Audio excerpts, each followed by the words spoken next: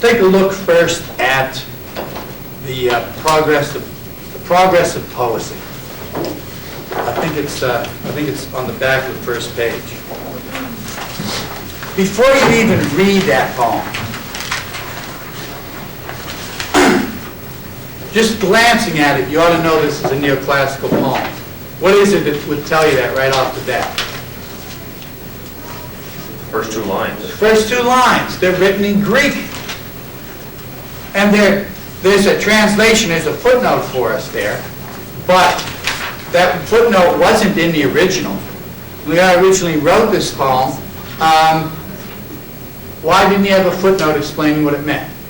Because it should have been comprehensible to whoever was reading it. Should have been comprehensible to whoever is reading. They ought to be able to have read Greek.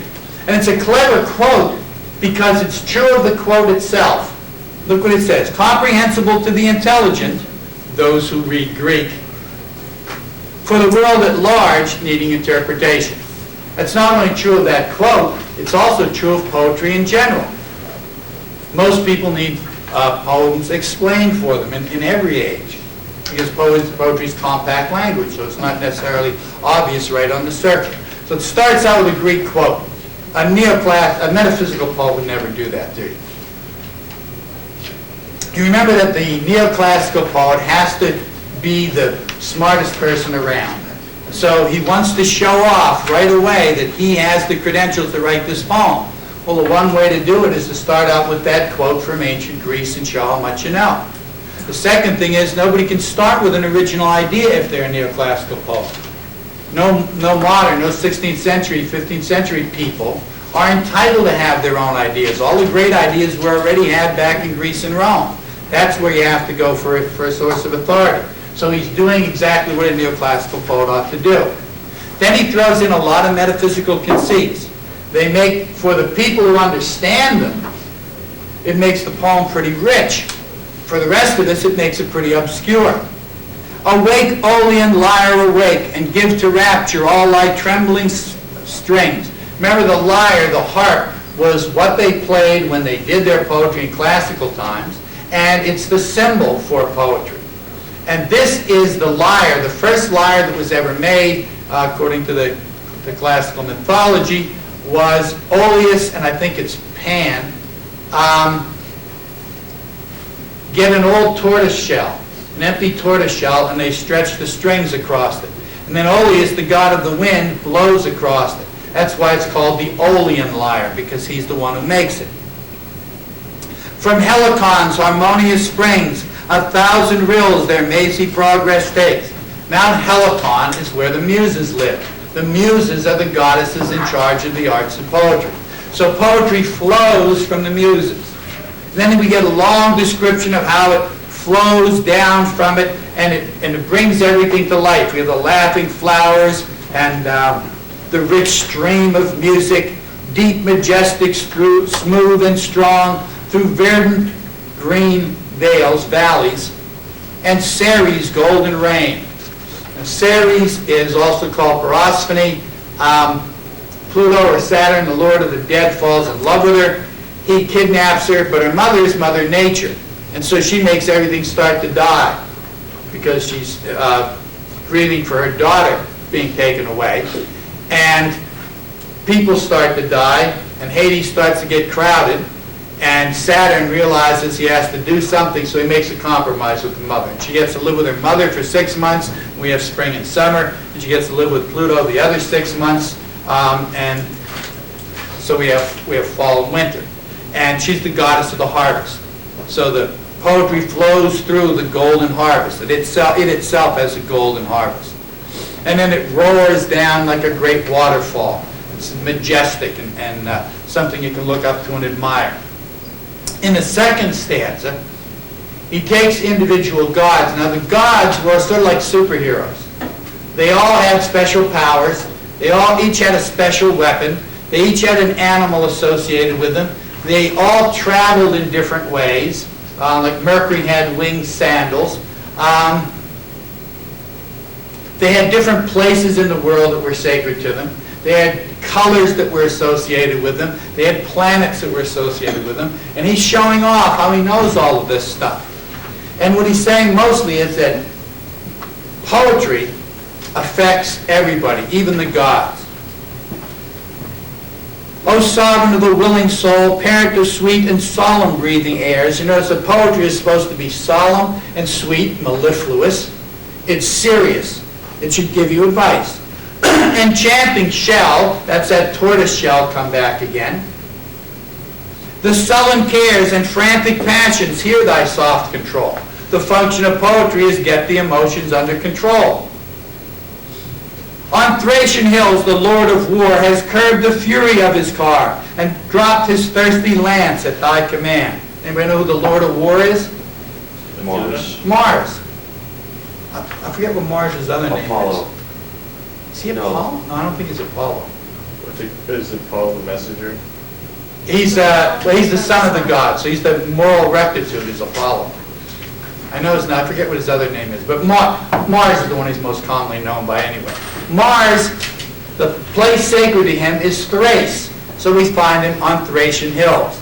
His method of getting around is the chariot. That's what the car is, the chariot. And his weapon is the spear. And when he hears poetry, even the god of war, who loves battle more than anything else, drops his bloodthirsty lance when he hears poetry. It even calms him down. Then he looks at the animal associated with Zeus. Of Jove, that's Zeus, the king of the gods. Perching on the sceptered hand of Zeus. Zeus is the king of the gods, that's why he has the scepter. And the eagle sits on his hand. Thy magic lulls the feathered king with ruffled plumes and flagging wing, quenched in the dark clouds of somber lie, the tear of his beak, the lightning of his eye. So here's this fierce bird that sits on the hands of the god, of the king of the gods. And poetry even calms him down. Anybody know what Zeus's weapon is? Lightning bolts. The lightning bolt. That's why the eagle has the lightning in his eye. But even he's calmed down by poetry. Fortunately for you, I've only given you 2 stanzas of this thing. There's something like 100 of them. And he goes on in the whole history of poetry, cramming the thing full of allusions to Greece and Rome, and basically taking a topic he could have disposed of in about 20 words and stretches it out all that way, showing off how much he knows and giving advice about what poetry ought to be. So that's a typical, in fact probably the most typical of the ones we've had to look at of the neoclassical poems. We have another one on the character of women. It's written by Alexander Pope. A little short guy, about 4 feet 2, with a hunchback, and ugly besides. Did he have a lot of dates? No. Before I had said that poetry will make you popular with the ladies, apparently there are some extremes beyond which even poetry won't help you. Plus, Alexander Pope may have been gay. Did he like women? No. If you read this poem, you know he really despises them. He pretends that this is in answer to something that a woman that he had talked to actually said. So he's not quite taking responsibility for it. What did they think of the intellect of women in those days? Not very much. Not very much. They really didn't have an intellect. Because they didn't have an intellect, they didn't have any character. Because they didn't have any character, they didn't really have a personality. Nothing so true as what you once let fall. Nothing so true as what you once said in conversation. Most women have no characters at all. Matter too soft, a lasting mark to bear, and best distinguished by black, brown, or fair. How's the best way to tell women apart? By the color of their hair. Because they have no intellectually distinguishing characteristics. Then the art of portrait painting had just come in. And he wants to show how ridiculous women are in that they all have their portraits painted the exact opposite of what they're really like. How many pictures of one nymph we view? The nymphs were the female water spirits. They're the ones who cavorted with the satyrs. Nymphomania comes from the word nymph. So sex is all they're really interested in. And when he looks at women, that's what he thinks. All how unlike each other. All how true. Yeah, they look like they're different, but they're really all the same. Arcadia's countess, here in ermined pride, is there in her portrait, Pastora, by a fountainside. Now everybody knew that Arcadia's countess was the Countess of Pembroke. So he's making fun of a particular individual. He's holding her up to ridicule. He says, here in this world, she's as rich as you can be. Only the highest levels of nobility were allowed to wear ermine. You had to have some royal blood in you to do that. And so she wears ermine all the time. She loves to show off how rich she is. And how does she have her picture painted?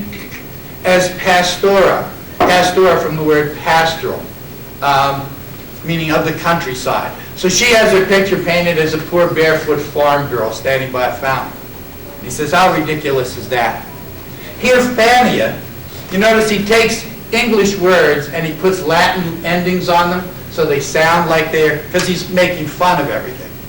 Fania, the fanny was a slang term for somebody's behind.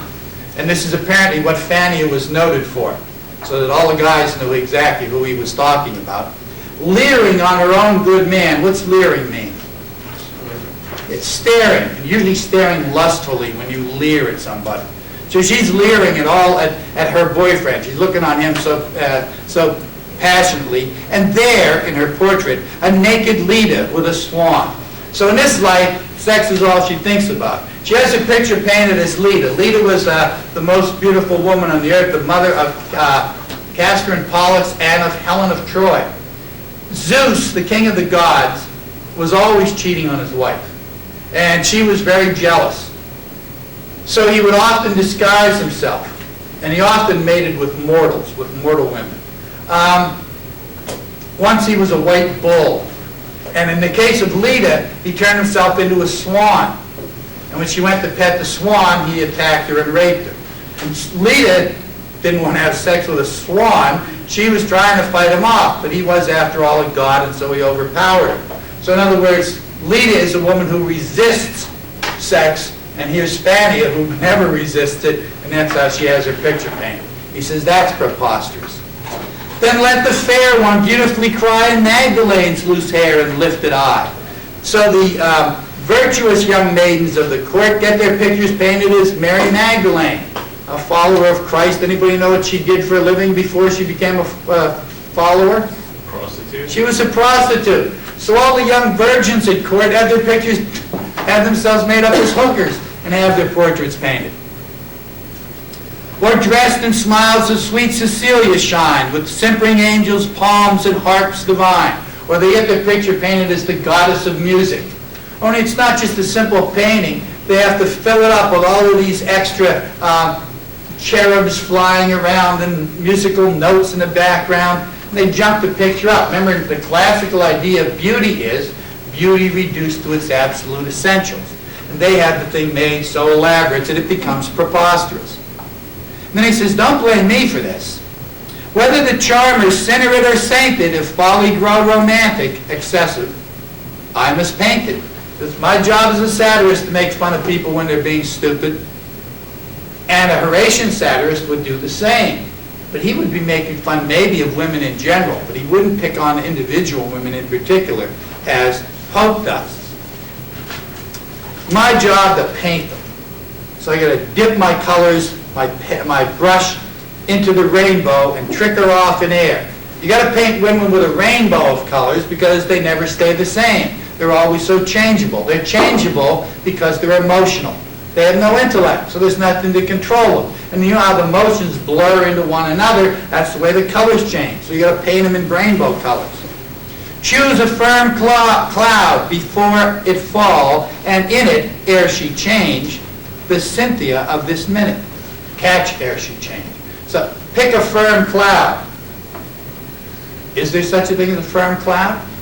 No, they're always dissolving. Well, that's what women are like. So he says, all right, you want to paint a picture of a woman? You better do it quick. It's because her mood is going to change like that, and halfway through she'll become somebody else. Cynthia is the goddess of the moon. The moon is constantly changing. So that represents women. Rutha, the Latin word for red. So he's talking about some red-headed court. Everybody knows who the redhead is. Whose eye, quick glancing o'er the park, attracts each light gay meteor of a spark. The parks were the singles bars and motels of the day. You wanted to pick somebody up, that's where you went. You rode around in your carriage till you caught somebody's eye, and then they got in your carriage, and sometimes you put the top up, and sometimes you didn't. And you rode around making love in the back of the carriage. Or you went off, they had mazes made out of shrubbery, and there were bowers, there were places, a lot of bushes around them, with like gazebos and stuff in them where you could go. And so she loves that kind of wild life. And every place she goes, some guy catches her eye. So her main focus in real life is partying. Agrees is ill with Rufus studying law. She has her portrait painted, however, holding a book of the most intellectual philosopher of the time. She never reads. She just goes out and parties all the time. And he says, if you think that's preposterous, Rufa reading a book in her portrait, it's as bad or worse than Sappho's diamonds. It contrasts as much as Sappho's diamonds with her dirty smock. Now, Sappho was Lady Mary Wortley Montagu. She was a poet. She was wealthy, so she could be a poet, because she could afford to have her own poems printed. She didn't like Pope, and she didn't like Pope's poetry, and she criticized it in his poem. Sappho, he calls her Sappho because Sappho was the only woman poet of antiquity, of the classical period. And although Sappho was married and had children, she was a lesbian. And at the time, that would have been as big an insult as he could have made to her. And he says, well, she's rich, she's got a lot of diamonds, but she's also slovenly. She wears dirty clothes. And that contrasts as much as Sappho at her toilet's greasy task, making up. With Sappho, fragrant in an evening mask. And fragrance doesn't mean with perfume there. A mask is a ball. So she dances and she sweats and she stinks. So morning insects that in muck begun shine, buzz, and fly blow in the setting sun. He said, Sappho, when she's made up, is like a newborn insect. I'm sorry. She goes through the life cycle of an insect in one day. She makes up, she looks good. She goes to the dance, she dances, her makeup runs, and she looks like a fly-blown corpse. A fly-blown corpse would be a corpse that's been left in the sun for 2 or 3 days and is bloated already. Does he like this lady? No, obviously not. He tries to humiliate her as much as he can. He says, once you take the makeup off her, she looks like a 3-day-old corpse.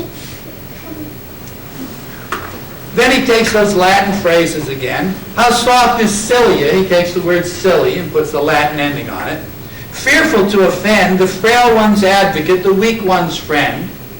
So cilia is miscongeniality. Third, Callista proved her conduct nice. Nice means proper. And good Simplicicus, simple-minded, which put the Latin ending on it, asks of her advice. So she's so wonderful, she's so nice to everybody. Sudden, she storms, she raves. You tip the wink. Spare your censures, Cilia does not drink. All of a sudden, Miss Congeniality starts raving. And you think, oh, she's drunk, that's what's the matter. But he says, no, that's not what's going on. All eyes may see from what the change arose. All eyes may see a pimple on her nose. But she's so vain that she just loses it entirely if she's got any kind of a blemish. Papilia is Latin for the butterfly. She's a butterfly, why? Because she goes from man to man. At least she used to. Then she got married, wedded to her amorous spark. She married a spark as a lover. She married her lover. Sighs for the shades. How charming is a park. A park is purchased, but the fair he sees all bathed in tears. Oh, odious, odious trees. So she says, oh, I wish we had a park. I wish I was back in the park. What does she really want? Nature? No, she wants the wild single life again. So he buys her a park, and then she complains because it's nothing but trees. She wants it stocked with young men. Ladies like variegated tulips show, 'tis to their change that half the charms we owe. Women are like tulips. You never know how they're going to turn out. You put a lot of money into them. At this time, It's really the beginning of the stock market. You know how fads develop? Tulips became a Oh fad. my god. Yeah, I just saw the, I think on television about this, how they're training the tulips. You didn't see that? No. I think it was in Norway. People were trading tulips. Now? No, this is a very long time ago. 1600s. Yeah, and they're trading tulips, and it became a very big fad where it was kind of like the start of the stock market. Yeah. How it developed. They became brokers for tulips. Now, when you buy a tulip, you have no idea how it's going to turn out. And tulips, a tulip bulb was running for $100,000 for one tulip. And then all of a sudden, when people had spent all this money getting tulips, they went out of fashion. And just like the stock market, it crashed completely. People were completely bankrupt. In fact, there's one story in The Madness of Crowds, I think it is, where a guy had just bought this $100,000 tulip, and a sailor came delivering a message from a ship that he owned. And when the sailor left, the tulip bulb was gone. So they knew he stole it. And they tracked him down, and they said, "Where's the tulip you got?" And he said, "You mean the turnip? Oh, it was delicious." So he ate the guy's $100,000 tulip. So it says, women are like tulips. You can spend all this money on them, and then you'll fall out of love with them. It'll all be wasted. And they're as changeable. You never really know what they're like. You never know what the tulip bulb is going to turn into. 'Twas thus Calypso once each heart alarmed, all without virtue, without beauty, charm. Calypso was the nymph, the demigoddess who casts a spell on Ulysses and seduces him. And so he's not really in love with her, and that's what the woman he's calling Callista is like. Then he talks about Narcissa. Narcissus, Why is this guy so angry? I guess because he's ugly and everybody makes fun of him, and nobody will sleep with him. That would tend to make you angry after a while. Also, court is kind of vicious. You know, the whole thing of gossip is making other people feel bad, who are the objects of gossip. And the court loves to see somebody get put down. And there's the court poet to do it for them. So it's what makes them popular. And he's a neoclassicist. They're nasty and cranky by definition. This guy's popular? Oh yeah, the court loved him. I think a lot of people, I don't know if they actually loved him, but everybody tried to treat him nice because they didn't want to end up in his poems. I mean, he writes a poem called The Dunciad, where he takes a bunch of dunces, of idiots, and he takes every other poet at court and ridicules something about them. If he didn't like you, he definitely got even with you. And then they thought, because they had the background for this, they thought all of this was hilarious. I mean, how many of you laughed out loud when you read this poem? Yeah, no, one. That you're the only person I've had in about 5 years that did. Almost everybody else doesn't realize that he's really making fun of people here. And of course, since they knew the people, they thought it was even funnier. Like Narcissa. Narcissus was a god he was so beautiful, the gods fell in love with him. He turned her down, and so she cast a spell on him that made him fall in love with himself, which he was already anyway. And when he looked at his reflection in the water, he's so in love with his reflection, he tries to kiss it and he falls in and drowns. So Narcissa is a woman who's totally in love with herself. Narcissa's nature, tolerably mild, to make a wash would hardly stew a child. There was supposed to be a secret potion that would give you, it was like the potion of, like the fountain of youth. And to make it, you needed the fat of a newborn babe. So you had to kill it and cook it and take the fat out of it to mix into this magical potion. So he says, Narcissa wouldn't kill a child just to get really good makeup. Not much she wouldn't. Has ever proved to grant the lover's prayer. Anybody who wants her can have her.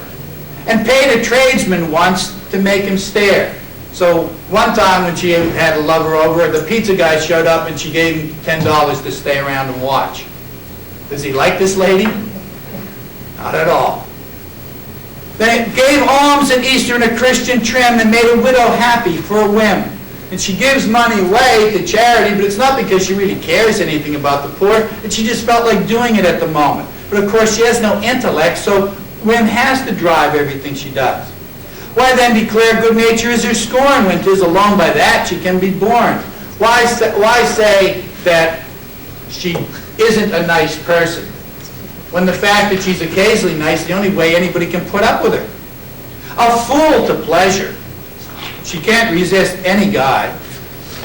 Yet a slave to fame. She worries about what people are going to say about her, what her reputation is. Now deep in Taylor in the Book of Martyrs, now sipping citron with his grace and charter. So 1 minute she's reading the Book of Martyrs. These Christians have got to sacrifice themselves for their faith. And she's very religious. And then one of the guys, two of the guys who are notorious lechers, come over and invite her to go out to the clubs, and she goes and gets drunk along with them. Citron, you can see, is orange brandy. Now conscience chills her, and now passion burns. You know, she's totally in control of her emotions. Sometimes she's horny, and there's just nothing she can do about it.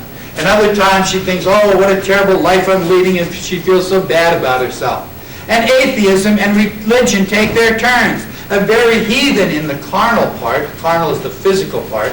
The part of her, she's a pagan, and physically. Yet still a sad, good Christian at her heart. Deep down, she's really good. But of course, he's saying that sarcastically. See sin in state, majestically drunk. Proud as a peeress, prouder as a punk. Punk as a prostitute. So when she's acting like the grand lady, which she is because she's an aristocrat, she's bad enough. She's even more arrogant when she's in her slut mode. Chaste to her husband, she won't sleep with him. Frank to all besides, she'll sleep with anybody else. A teeming mistress, she has children all the time by her lovers, but a barren bride. None of her children are her husbands. What then? Let blood and body bear the fault. Her head's untouched, that noble seat of thought. It's not her fault she keeps giving in to her passion. She has no intellect. And then she tells people how they ought to live and what they ought to do. And she loves poets. Sins with poets through pure love of wit. Of course, the fact that they have to be... You notice a jealousy here? She sleeps with poets. Does she sleep with Pope?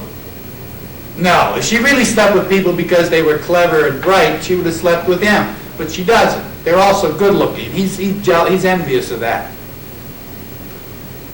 What has not fired her bosom or her brain? What is it that she hasn't been inspired by? Who hasn't she fallen in love with? Well, probably Pope's about the only one. As Saluo, late dictator of the feast, the nose of haggle and the tip of taste, critique your wine and analyzed your meat, yet on plain pudding deemed at home to eat. So Philomede, laughter-loving Aphrodite, the goddess of sex, which is what she is, lecturing all mankind on the soft passion and the taste refined. The address, the delicacy, stoops at once and makes her literary meal upon a dunce. So he says, here she is telling everybody how they ought to live virtuously. And that's like having a glutton. What's a glutton? A guy who eats too much. Guy who eats too much, telling you about good food. I mean, glutton will eat anything that he can get his hands on that can't outrun him. So he has no taste. So he says, listening to her tell you how to live your life is like letting a glutton tell you how you ought to eat. And although when she's out, she tells everybody to be chaste, when she goes back home, she makes her literary meal upon a dunce. She says she sleeps with these guys because they're so bright and clever. It's really just because they're pretty. So again, you see women contradicting themselves. And Pope goes on like this for another 400 lines. Again, you have that arrogance that you'd expect out of neoclassicism. You have the attitude towards women that you would expect out of it. You have the constant references to Greece and Rome. And you have that idea of decorum. Why is he criticizing all these women? Because they're not under control. Their intellect doesn't keep them from getting carried away and making fools of themselves. And again, those are classical principles. You have to have your emotions under control. Anybody have any questions or comments on Pope? All right, let's stop with him and take a break until 3 o'clock, and then we'll go on to the other poems, and then we'll do the questions for the midterm.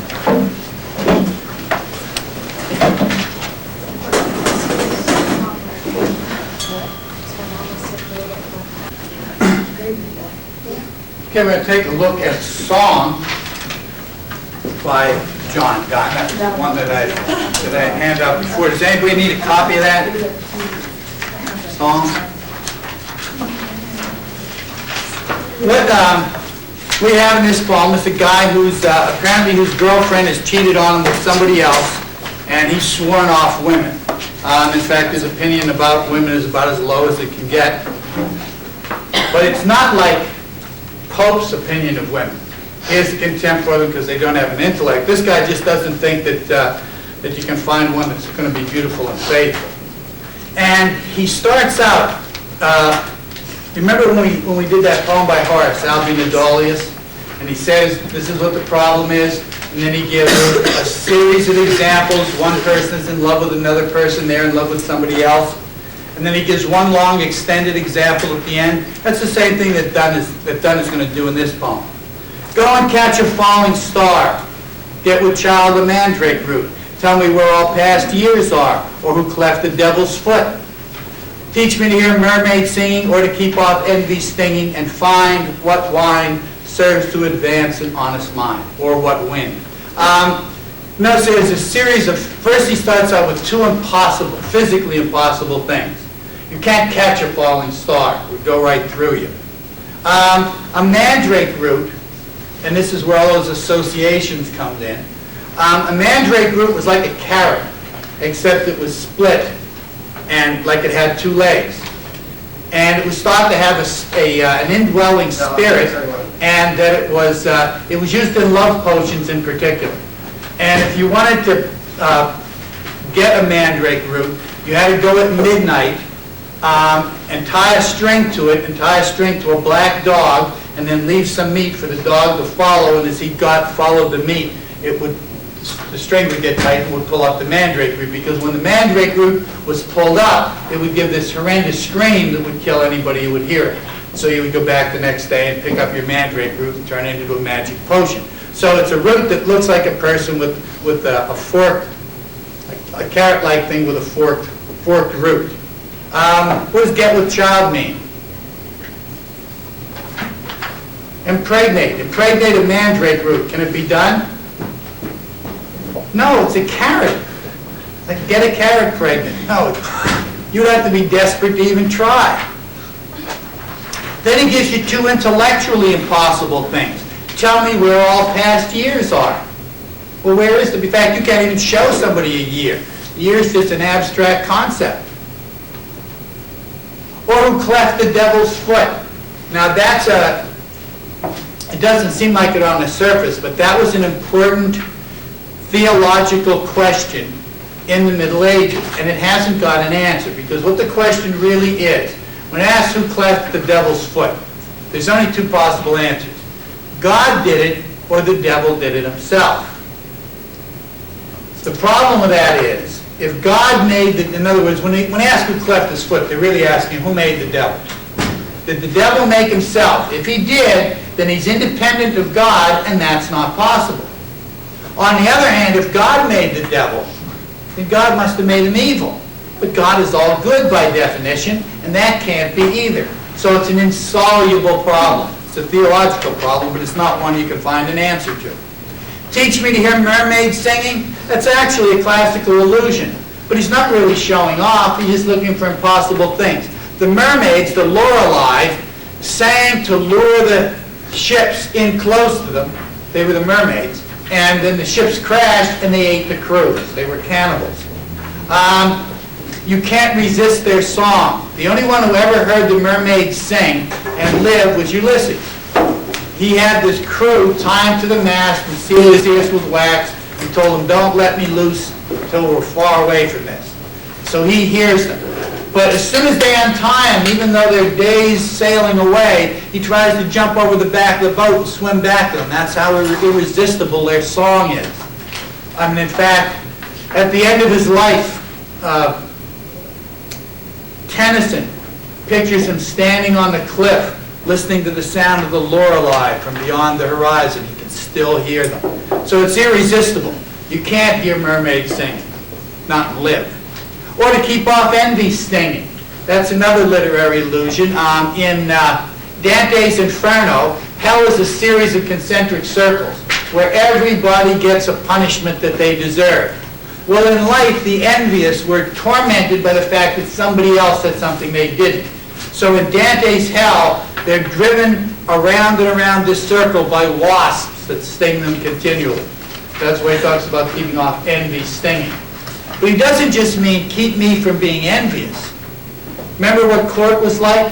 Anybody who wanted the position you had would plot against you and spread lies about you and try to make you drop out of the king's favor. So he not only wants to keep from being envious himself, but he wants to keep people who are envious of him from getting him. And to find, now either what wind, what twist serves to advance an honest mind. Here's the court where nobody ever says the truth, where everybody always tries to be ambiguous, and where most of the time they're lying and plots are going on. He says, now how can an honest man get ahead there? When he tells the truth, everybody assumes he's lying. When he's honest and open, everybody assumes he's hiding something. So what twist can make him get ahead? Should he say the opposite of the truth all the time so people will then disbelieve him and believe what's actually true? What is the twist that will get him ahead? Or what wind? In those days, what was the fastest means of travel? Horse. Horse is pretty fast, but for long journeys, it would have been the boat. And to go on a boat, then you need a wind. You need a sail. So he says, what wind is there that will allow an honest man to advance like a boat? So it's an implied metaphor. You notice he's given us a series of impossible things. Then, in the second stanza, he takes one impossible thing and he elaborates on it. He adds a whole lot of details. If thou beest born to strange sights, things invisible to see, if you're psychic, ride 10,000 days and nights. Hyperbole, exaggeration for effect. You couldn't ride 10,000 days and nights, that's 30 years. Till age, snow white hairs on thee. Thou, when thou returnst, wilt tell me all strange wonders that befell thee, and swear nowhere lives a woman true, faithful, and fair, beautiful. So even if you're psychic and you travel over the whole world and you see all kind of marvelous stuff, you won't ever see a woman that's beautiful and faithful. Then the third, there's one single instance that he gives us. Then in the third one, he draws a conclusion from that. Or actually, he brings in a personal example, like Horace does at the end of Albina Dali's. If thou finds one, if you do find a woman who's both beautiful and faithful, let me know. I like to see that. Such a pilgrimage were sweet. What's a pilgrimage? A journey, especially a journey to a holy place. You find a woman who's beautiful and faithful, you must have found the Virgin Mary. So it would be a religious journey to go and see her. Yet do not. Don't bother telling me. I would not go, though at next door we might meet. Though she were true, faithful when you met her, and last, continue being true, faithful to whoever it was, till you write your letter, yet she will be false ere I come to 2 or 3. Don't bother to tell me about her. She lived next door, and she was faithful when you wrote me about her. By the time I got the letter, read it, and ran next door, she'd have already betrayed 2 or 3 guys. Hyperbole, exaggeration for effect. Also, when you look at the structure of the poem, it looks like it's got the same rhyme scheme in each stanza. You've got A, B, rhyming every other line, then a couplet, C, C, and then a triplet, 3 lines in a row, D, D, D. First of all, what would neoclassicists think of a stanza that had 3 different kinds of rhyme in it? Terrible. This poet doesn't know what he wants to do. He should make up his mind. The metaphysical says, yeah, look at the variety we got here. This is new and clever.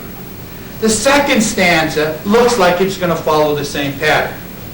Sights and nights, C and D. So sights, C, nights, D. E, F, E, F. And there where we expect GG, we get tell me and befell thee, which is the same as D in C. So in other words, it's FF.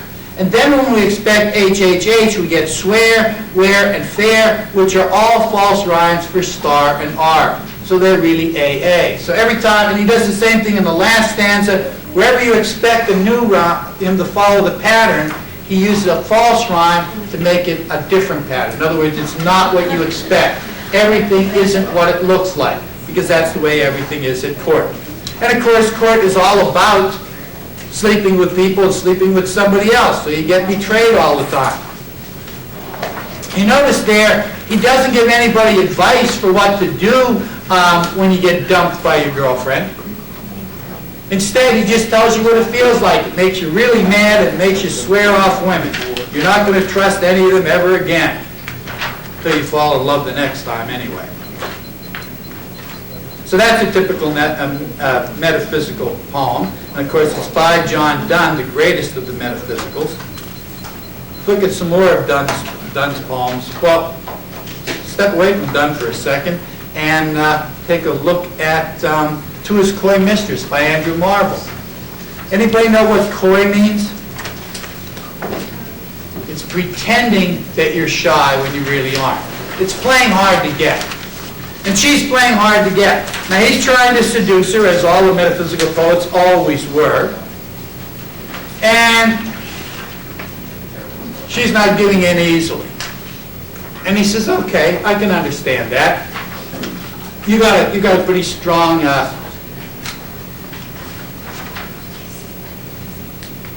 sense of self here, and you think you're worth more than that, and that's okay. Had we but whirled enough in time, we were going to live forever. This coyness lady were no crime. If we were going to live forever, you could play hard to get for as long as you wanted, because we had plenty of time for it.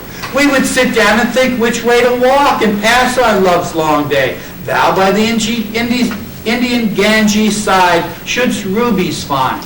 I by the tide of Humber would complain. If we were going to live forever, you could go off to India and search for rubies by the side of the sacred river. And I would stay here by the Humber, the slowest flowing river in England, because time will be passing slowly for me, and complain about how much I miss you.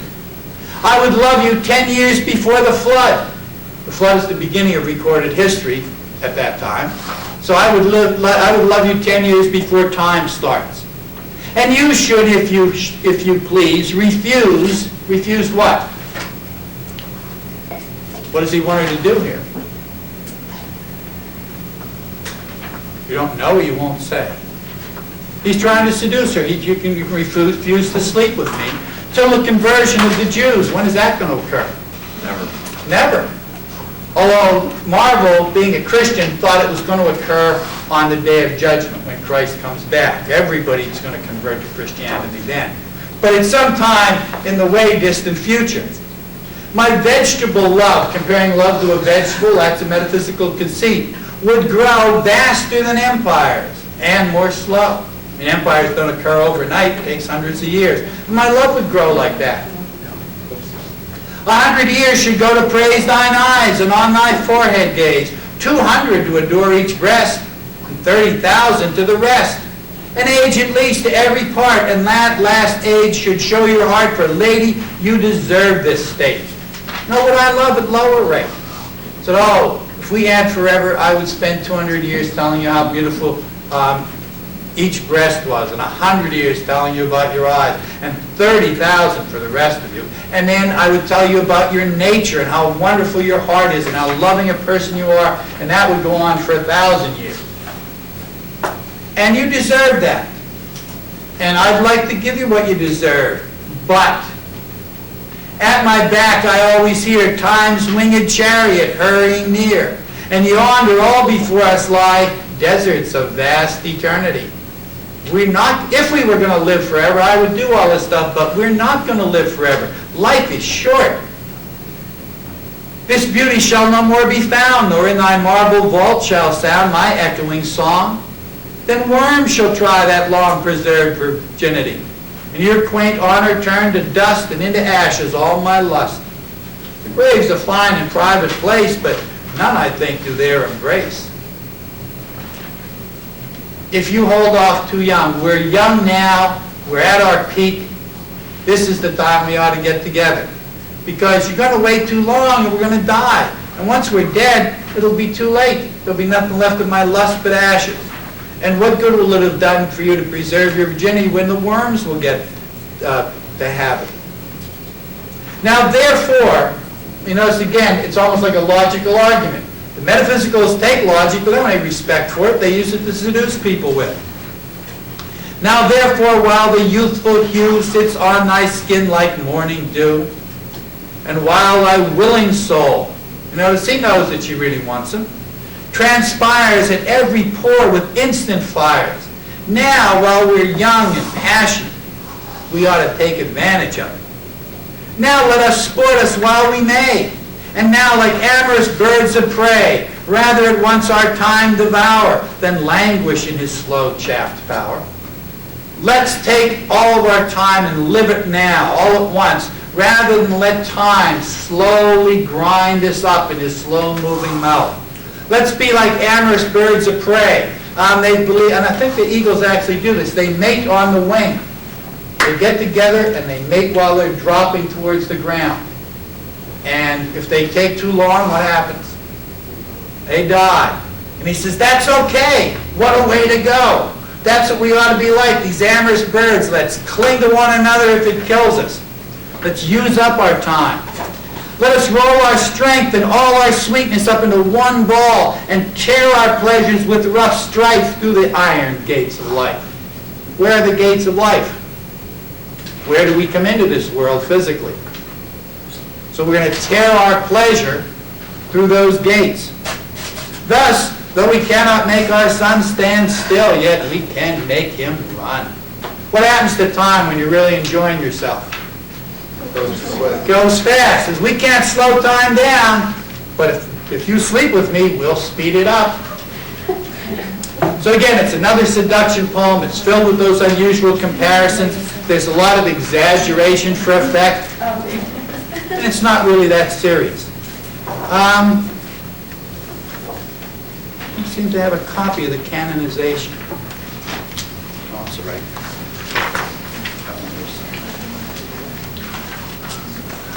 The canonization is also kind of just the way song was a takeoff on Albion Adolius. The canonization is similar to that, and it's almost like Albi's answer to Horace. Remember Horace said, don't make so much of a fuss, get yourself under control. Well, this is another guy who's in love with a younger woman. And what do all of his friends think of that? Do they say, hey, you really got lucky? No, we're all telling him she's too young for you. She can't possibly be really in love with you. It must be your money. Don't be making a fool of yourself. And this is his answer to them. For God's sake, hold your tongue and let me love. Shut up and let me alone. You want to nag me? Chide my palsy or my gout. I've been eating too much rich food.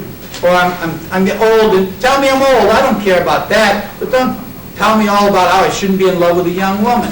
My 5 gray hairs or ruined fortune flout. You want to mock me about something? I'm starting to go gray. I've gone broke spending money on this young lady. You can make fun of that. But better yet, leave me alone. With wealth, your state, your mind, with arts improved. Get yourself a life. Go study something. Take you a course. Plot out some way to rise in the king's estimation. Get you a place. Get the king to promote you and give you a special job. Observe his honor or his grace.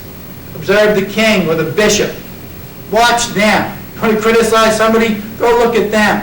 Or the king's real or his stamped face. You want to contemplate, you want to watch somebody and observe, go look at the king or look at his face on a coin. That's what the coins were stamped in those days. Contemplate what you will approve. So you let me love. I don't care what it is you go look at. Go find something that makes you happy and let me alone. Why should you be bothering me anyway? Alas, alas.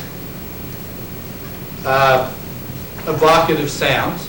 Who's injured by my love? Who did I hurt by being in love with this young lady? What merchant ships have my sides drowned? Yeah, I'm sitting around going, She's not here. But when did those sighs ever turn into a big wind that blew somebody's ship off and sank it? Who says my tears have overflowed his ground? Whenever I think about her and she's not around, I start to cry. But did I cause any floods by that? When did my colds a forward spring remove? When I think of her, I get the chills. But when did that ever turn the weather back from spring to winter again? When did the heats which my veins fill add one more to the plaguey bill? Yeah, I'm hot for her. I have a fever for her, a fever of passion. But did that spread the plague? Did anybody get hurt by the fact that I have a fever? No, soldiers find wars, and lawyers find out still litigious men which quarrels move, though she and I do love. The world goes on. We haven't changed anything. Soldiers still fight, and lawyers find people who want to sue. Even though we love each other, the world hasn't changed. So who have we changed? Call us what you will. We're made so by love. Are we fools? Maybe we are. But that's because we're in love. Call her one, and me another fly. By fly, he meant a moth. And moths are attracted to light, to candlelight. Well, what happens to them? They burn up. They burn up. That's the way lovers are. Yeah, maybe she and I are like moths. We're drawn by the flame of this passion, and it's going to burn us up. But that's not our fault. We're in love. That's the way people in love are. We're tapers, too, and at our own cost, die. And there's a pun there. Tapers are candles. Remember, die meant to orgasm or to cease to exist. So we're like tapers. We're like candles, and how does a candle make light? It burns itself up. It uses itself up. Well, what happens with lovers? They make love, and then what? There's a sort of a rest period in there, generally, for most guys anyhow. And so like a candle, the candle melts down to nothing, so does he. They burn up by their love. They're consumed by their passion, so it's at their own cost that they die. We find in us the eagle and the dove. The eagle and the dove were two, that was mercury and gold. And the alchemists mixed those to find the secret of eternal youth. Well, what's the secret of eternal youth? Be in love. No matter how old you are when you're in love, you're 14. You act like it anyway. All of your friends will treat you like you are. You want to stay young, stay in love. The phoenix riddle hath more wit by us. We two, being one, are it. So to one neutral thing, both sexes fit. The phoenix was a bird that was both sexes. And it caught fire every 100 years and burned down to ash. And then a new phoenix rose out of the ashes. So he says, well, that makes more sense if you apply it to lovers. The neutral thing that two sexes fit to? Sex. They fit together. And they become one, so they're neither man nor woman anymore, like the phoenix. They burn up with passion, like the phoenix. They turn to ash. There's that period of dalliance, of resting there. And then what happens after the rest if you're young and in love? Okay, do it again. And they rise again, like the phoenix. And he rises like the phoenix. So he said, oh, that makes more sense if you apply it to people in love. We die, same pun, and rise the same, and prove mysterious by this love. How can we die and come back to life? Well, that's a mystery. So it's a religious mystery as well. We can die by it, if not live by love. And if unfit for tombs and hearse our legend be, it will be fit for verse. Our story may not be good enough to put into a legend, but it'll still be good enough to put into poetry. Love's always the perfect topic for poetry. And if no piece of chronicle we prove, we'll build in sonnets pretty room. If we can't live on in the history of our times, the chronicles, we'll find a place to live, make a room, in a sonnet, in a love poem. As well-wrought urn becomes the greatest ashes as half-acre tombs. We'll be just as happy being immortalized in a sonnet as in an epic or in a chronicle. Just the way, when you die, a little urn will hold your ashes just as easily as a half-acre tomb. And by these hymns all shall approve us, canonized for love. Canonized means made into a saint. So these lovers are so perfect, and they're so in love, that they're going to be the saints of love. In those days when people swore, especially when they swore oaths of love, I might say loved one another, they swore by different saints.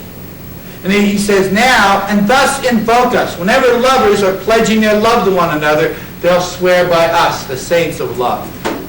You whom revered love made one another's hermitage, those of you who, because you fell in love, when you fall in love with somebody, what happens to your relationships with your friends? Dies out. There's only that one person for you, so that you make them your hermitage. You become hermits. You withdraw from everybody. All you can see is one another. So those of you who are in love like that, and you to whom love was peace, that now is rage. When you're in love, everything's beautiful the first few weeks, and then what happens? You have your first fight. And after that, when you're in love, you're because emotions blend into one another all the time, you're ecstatic one minute, and you're incredibly jealous the next. So those of you who are in that stage of love now where it used to make you so peaceful and tranquil, and now you're fighting all the time, who did the whole world's soul contract, and drove into the glasses of your eyes, so made such mirrors and such spies that they did all to you epitomize. So if you're the kind of lovers who, when they looked into, all you could see was the other person. When you looked into each other's eyes, all you saw was, that was the world. And of course, when you looked into their eyes, they're spies, because where do you look when you want to see if somebody's lying? You look them in the eyes. So when lovers aren't sure of one another, they look. If you're the lovers who looked into each other's eyes, trying to look to see if they were lying or not, you'll still want to make us the saints of what you do. And when you look into somebody's eyes, he says they're mirrors. So what do you really see? Yourself. So it's kind of a little bit sarcastic that if you're the kind of people who only really fall in love with yourself, a lot of times what you fall in love with isn't the other person, but how they treat you. So what you're really falling in love with is yourself. So no matter which of these kind of lovers you are, we are going to be the saints. Countries, towns, court, beg from above a pattern of your love. By a pattern, he means a picture. They would carry around pictures of the saints. If you were going on a journey, they used to have little statues in cars. I can't remember who the saint is. Did anybody know who that was? St. Christopher. Was it St. Christopher? I think so. You might be right. Anyway, they carried, instead of these little statues in their cars, they carried the pictures around. So he says, all of these kinds of lovers, no matter which kind of lover you are, you'll beg a picture of us to carry. Because just as the saint would protect you on a journey, or if you were going to be sick, you'd have a different kind of saint whose picture you'd carry around. You'll carry our picture around because we're the saints of love. That's why it's called a canonization. They're going to be made into saints. Now, John Donne led a pretty wild life. About halfway through. At one point, he's the secretary to, I think it's an earl or a bishop. No, it can't be a bishop. To an earl, and he's the private secretary, and he falls in love with the guy's daughter, Anne. And they elope. They run away. Now, you didn't do that in those days. That was like stealing the guy's horse to steal his daughter, because remember, he had plans for her. And the old man sends some thugs after them. And they catch up with John and Anne after they've been married. And they beat him up, and they break his arm, and they put him in chains, and they drag him back in the back of this cart. And the father throws him into prison. But the daughter refuses to say that they haven't slept together. And that means he can't get it annulled. So eventually, he accepts them and lets them out. But when they're captured, and they're being taken back, he writes this poem. 6 words, typical metaphysical poem, multiple meanings. John done, Ann done, undone. They're undone because they've been caught and their plans have been ruined. They're undone because he thinks then the marriage is going to be annulled. And what's his name? John Donne. So she's going to be undone. His name's going to be taken away from her. So you have 6 words and you have multiple meanings in it. Prior to that, though, Donne was a pretty wild guy. But he eventually settles down, he gets married, he becomes a minister, and he becomes the preacher to the king and the court. And he preached sermons like you've heard, "No man is an island," or "Ask not for whom the bell tolls, it tolls for thee." That's John Donne. That's out of his sermons. And he preached to the most intelligent, best educated, most sophisticated people in the country, the court. And he lives a pretty good life after that. But he still has his temptations. And he's always had them and he's always fought them. And we'll see that come back in Sonnet 14. This one, though, he thinks that he's about to die. He's gotten sick. And this is his song to God in his sickness. You notice he's not asking to get better. He accepts the fact that he's going to die because what does he think is going to happen to him after he dies? He thinks he's going to heaven. He's going to paradise. He finally did everything right. He repented for the things that he had done wrong, and so he's looking forward in a way to dying. "Since I am coming to that holy room, where with thy choir of saints forevermore I shall be made thy music." When he dies, he's going to heaven. All they do there is sing songs to the glory of God. And so he's going to become God's music by being part of that choir. "As I come, I tune the instrument here at the door, and what I must do then, think here before." So he says, I'm like a musician going in to play before the king. Before I go in, I do one last rehearsal of what it is I'm going to do, what songs I'm going to play, where the tricky parts are, and I go over them. So that's what I'm doing now with this poem. "Whilst my physician by their love are grown cosmographers, and I their map who lie flat on this bed." So he's making 2 metaphysical conceits here. He's laid out the way a map would be laid out. And cosmographers, map makers, study maps. So his physicians are like map makers. He's like a map. Each of those is a metaphysical conceit. They're studying him to find out what's wrong with him. "This is my southwest discovery, per February, the straits of fever. And by these straits to die," and you remember what die means, so you can figure out where they're pointing to him, on him. And also the fever that he got could be the pox. It's a venereal disease. So they're saying, well, when you were young, you caught syphilis, and now it's catching up with you, and that's what's killing you. And it came from the straits of fever, the narrow parts. "I joy that in these straits I meet my West. Did my early sins of my youth, is that killing me? That's fine. That's the way it ought to be. I deserve punishment for what I did then. For though their current yield return to none, what shall my West hurt me?" Okay, when people sail off into the West, they never come back. That's all right with me. "As East and West in all flat maps, and I am one, are one, so death does touch the resurrection." If you take a flat map, East and West are here. But when you fold it up, you can make them touch. And he says, well, that's okay. I'm sailing into the West, into death.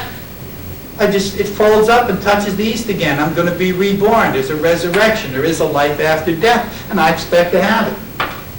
So he says, all right, my physicians are trying to find all these places on me and all these little clues to what's wrong with me. Is this my Pacific home? Are these the Eastern riches? Is Jerusalem, Anion, and Magellan, and Gibraltar? All straits, and none but straits, are ways to them. Whether where Japheth dwelt, or Cham, or Shem, that's the original 10 tribes of Israel that were dispersed. So he says, no matter how you spread out over the world, it still comes back to the same thing. Everything on the map is part of a whole. Everything on me is part of a whole.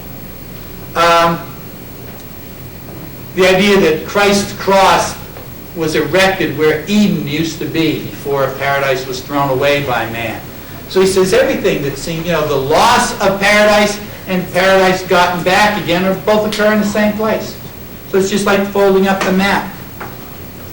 We think that paradise and Calvary, cross tree, and Christ's cross and Adam's tree stood in one place. Look for, Lord, and find both Adams in me. As the first Adam's sweat my face surrounds, may the last Adam's blood my soul embrace. They believed Adam and Eve betrayed God. Everybody paid the penalty on that. Christ came and sacrificed himself to pay that penalty off. So he says the sweat of Adam's brow, when he gets thrown out of paradise, Adam has to work for a living. He's sweating because he's sick. And Adam and Eve lost their immortality. Well, he's lost his immortality too. He's about to die. But he thinks that even though it's physically about to die, the part of him that's Adam is going to be saved by the second Adam. The second Adam is Christ. And Christ's blood pays off what he's done wrong. It's why he's allowed to get forgiveness. So in this purple wrap, receive me, Lord. By these his thorns, give me his other crown. Christ was crucified with a cross of thorns on. And he says, well, I've got this terrible headache that I'm sick with, and I'm bleeding, and I'm suffering like Christ suffered. So let this suffering be the final payment on what I did when I was young. And as to other souls, I preach thy word. Be this my text, my sermon to mine own, that he may raise the Lord throws down. I was a preacher.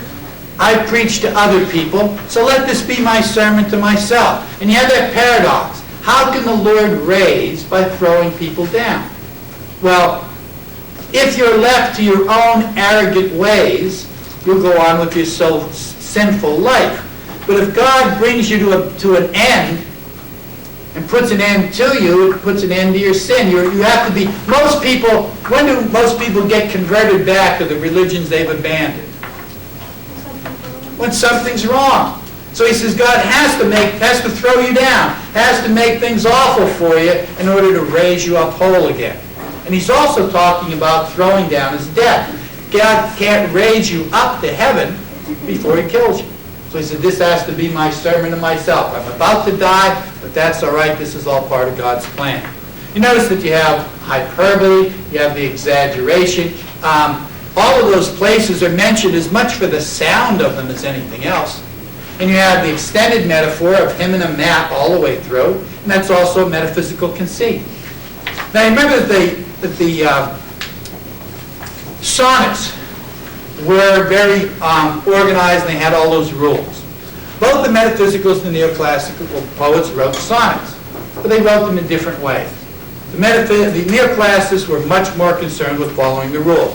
When you look at when assault was intended for the city, it's a note put on the door by John Milton during the Civil War between the Puritans and the Cavaliers, the Royalists. And he's telling them, the note tells them not to hurt the poet inside. Notice how he starts out. You can see the intellectuality in this. Colonel or captain or colonel or knight at arms, who chance on these defenseless doors may seize. Whatever soldier chance has brought to my door. Now, when they sacked the city, the soldiers got paid by what they could steal. And so rape and pillage was part of it. And they came in and probably killed you and took everything that wasn't nailed down, including the women. When an army attacks a city, who's most likely to end up at your door? A private or a colonel?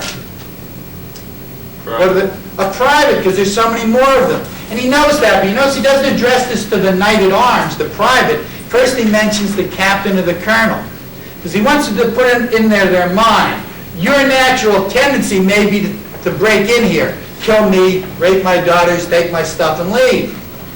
But the captain or the colonel may hold you to account for that, because I'm a poet, and they're literate men.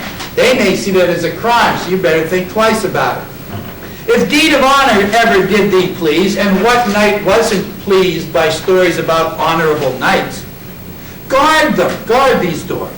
And him within, protect from harms. Don't harm him, stand guard here. But you notice again the intellect comes in. He doesn't just ask him to do this, he gives him a reason for it. He, the poet, can requite thee, he can pay you back.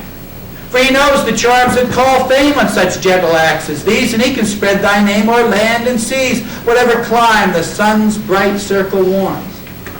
Don't kill the poet, he can make you famous. This is the one person who can make you look like a hero, whether you are or not. And if you stand guard over him, he's going to be indebted to you, so you got something to gain here, more than you have to gain by breaking in and stealing things. And then he gives you some, not only classical allusions, but also good logical reasons, instances where warriors have spared poets. The great, lift not thy spear against the Muses, Vower. Who had the spear? Which god? Mars, the god of war. So he says, don't attack me in this place in a warlike manner. The great Amathian conqueror did spare the house of Pindarus when temple and tower went to the ground. Now he's really showing off his knowledge there. He's talking about Alexander the Great. Alexander the Great was the son of Philip of Macedon. Macedonia was called Amathia in the classical world. So when he talks about the Amathian conqueror, he's really talking about Alexander the Great. And he says, here's the greatest warrior ever. Conquered the entire known world. 24 years old, standing on a mountain, crying because there's no place left to conquer. No greater warrior than that. And he spared the house of Pindar because he had been a great poet. So what's he saying to this guy? If it's good enough for Alexander the Great, it ought to be good enough for you. And the repeated heir of sad Electra's poet had the power to save the Athenian walls from ruin bare. The Spartans were the toughest fighters of the classical age. In fact, Spartan has come to mean tough. And he says, when the Spartans took Athens, one of them started to repeat the chorus from Euripides, Euripides' Electra. And Euripides was from Athens. And the soldiers were so impressed with that poetry, they spared the whole city for this poet. So he says, look, if the toughest fighters ever spared a whole city because of a poet, you certainly ought to spare me. So again, you have that logical arrangement of ideas. The whole thing is a reasonable argument. If you look at Sonnet 14, you'll see, and you have the classical allusion to Electra, to Athens, to Pindar, to Amathia, to the Muses, to the spear of Mars. Metaphysical sonnet, Sonnet 14. Another one by Donne, because he's the greatest of the metaphysical poets. He is making a comparison in the first line of God to a tinsmith. That's a metaphysical conceit. If you said what God's like, a tinsmith wouldn't be the first thing to jump to mind. And he himself is like an old beat-up pot. And he says God is trying to get him to be better, but that isn't going to work. He's got to be broken down completely and made new. Batter my heart, three-person God. Why three-person? The Trinity. The Trinity. For you as yet but knock, breathe, shine, and seek to men. Beat me down, because right now you're like this tinsmith who's trying to fix a pot, and he breathes on it, and he shines it up, and he taps it a little bit. But I'm way beyond that. That I may rise and stand, o'erthrow me. There's a paradox. How can he stand up if God's going to overthrow him? Well, it's his passions, it's his weaknesses that have caused him to be sinful. And as long as he's in control of himself, he's going to keep that up. God has to overthrow him and take power over him in order to make him better. And bend your force to break, blow, burn. Those are those plosives. Notice how each one of them stops you. And make me new. I can't be mended. I've got to be broken in pieces. I've got to be burned and melted down in the fire and shaped up new again. My whole old life has to be completely changed. I, like a usurped town, to another do labor to admit you, but oh, to no end. There's another metaphysical conceit. I'm like a town that belongs to somebody, but it's been usurped. A king goes off, and he leaves somebody in his place. And that guy grabs the crown. That guy grabs the city that he's in. So he says, I'm like that. I really belong to you, but I can't let you in. I want to let you in, but I'm already controlled by who? By evil, by the devil. Reason, your viceroy in me should defend. There's that verbs being stuck at the end of the line and things being mixed around.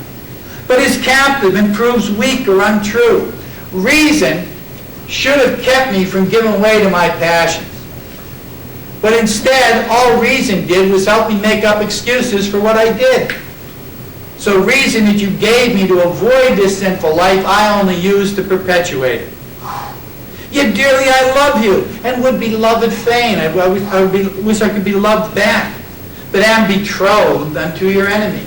By my lifestyle, I'm engaged to Satan. Divorce me, untie or break that knot again. So divorce me from the evil I've married my life to. Untie or break the knot. The knot's the marriage knot. When they got married, they put their hands together and the priest or the minister wrapped a piece of string around them. That's where tying the knot comes from when you get married. So he says, break that. Divorce me from evil. Take me to you. Imprison me. And this is comparing himself to a woman being carried off. For I, except you enthrall me, shall never be free. Another paradox. How can God, if God imprisons him, how can he be free? He'll be free from all of his lust and his temptation. Nor ever chaste, except you ravish me. Ravish means to overwhelm with passion. So he'll never be chaste, he'll never give up chasing women unless he develops an even greater passion for God.